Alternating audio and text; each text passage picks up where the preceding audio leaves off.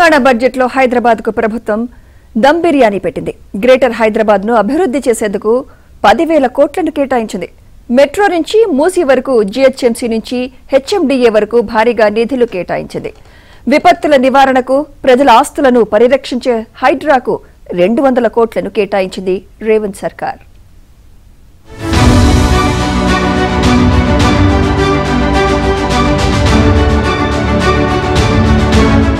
తెలంగాణ రాజధాని హైదరాబాద్ కు బడ్జెట్ లో భారీగా నిధులు కేటాయించిన రేవంత్ సర్కార్ విశ్వనగరంగా హైదరాబాద్ ను తీర్చిదిద్దేందుకు కాంగ్రెస్ ప్రభుత్వం కట్టుబడి ఉందని ఆర్థిక శాఖ మంత్రి భట్టి విక్రమార్క తెలిపారు.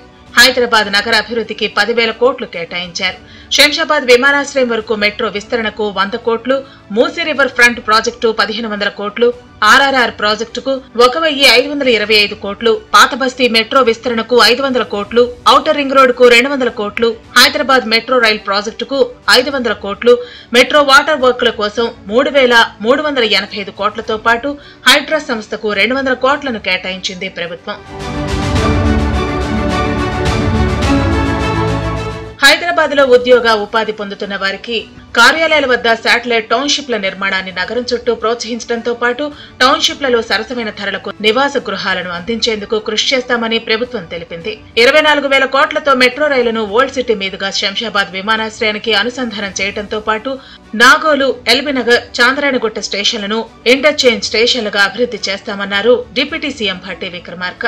అలాగే మియాపూర్ నుంచి పటాన్చెరు, ఎల్బీనగర్ నుంచి హైత్ నగర్ వరకు మెట్రో రైలును పొడిగించేందుకు ప్రణాళికలను సిద్ధం చేశామన్నారు.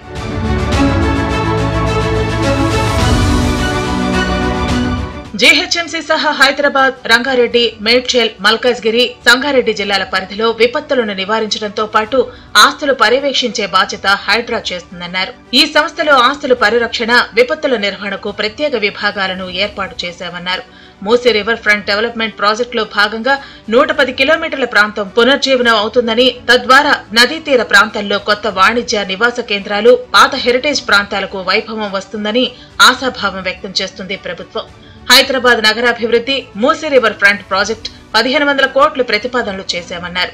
అలాగే జీహెచ్ఎంసీ, హెచ్ఎండిఏ సేవలను ప్రజలకు మరింత మెరుగ్గా అందించేందుకు జీహెచ్ఎంసీ పరిధిలో మౌలిక వస్తుల కల్పనకు 3,065 కోట్లను కేటాయించామన్నారు.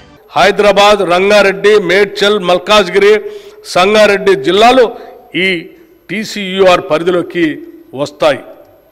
పట్టణ విపత్తులను నివారించడానికి, వాటిని ఎదుర్కోవటానికి తీసుకోవాల్సిన చర్యలను చేపట్టడంతో పాటు ఎటువంటి విపత్కర పరిస్థితినైనా ఎదుర్కొని తక్షణ రక్షణ చర్యలు తీసుకునే విషయంలో జాతీయ, రాష్ట్రేతర సంస్థలతో సమన్వయం సాధించడం హైదరాబాద్ విపత్తు నివారణ మరియు ఆస్తుల పరిరక్షణ సంస్థ హైడ్రా చేస్తుంది.